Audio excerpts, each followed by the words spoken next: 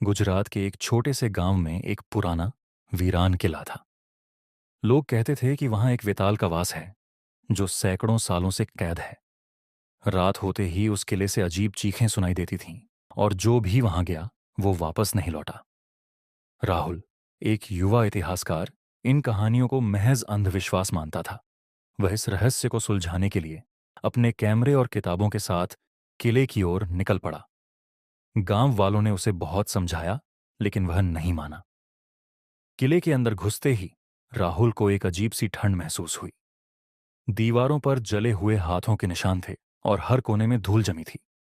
जैसे ही उसने आगे कदम बढ़ाया, अचानक दरवाजे खुद ब खुद बंद हो गए। पीछे एक भारी आवाज आई, तू कौन है जो मेरी नींद में खलल डाल रहा है? राहुल ने तेजी से पीछे मुड़कर देखा। सामने एक डरावना साया खड़ा था, लंबा, काले धुएं में लिपटा हुआ, जलती लाल आंखों वाला।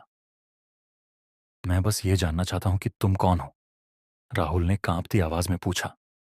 वेताल हंसा। उसकी हंसी पूरी हवेली में गूंज उठी। सैकड़ों साल पहले मैं इस किले का राजा था, लेकिन मैंने तंत्र मंत्र का सहारा लिया और अमर होने की कोशिश की। देवताओं ने मुझे श्राप देकर इस किले में कैद कर दिया। अब जो भी यहां आता है, मैं उसकी आत्मा को अपना बना लेता हूं।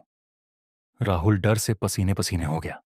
उसने भागने की कोशिश की, लेकिन उसके पैर जमीन से चिपक गए। वेताल ने आगे बढ़ते हुए कहा, लेकिन तुम्हें एक मौका देता हूं। अगर तुम मेरी पहेली का उत्तर दे सके तो मैं तुम्हें छोड़ दूंगा। अगर नहीं, तो तुम्हारी आत्मा हमेशा के लिए मेरे साथ रहेगी। राहुल के पास कोई और चारा नहीं था। वेताल ने अपनी पहेली पूछी,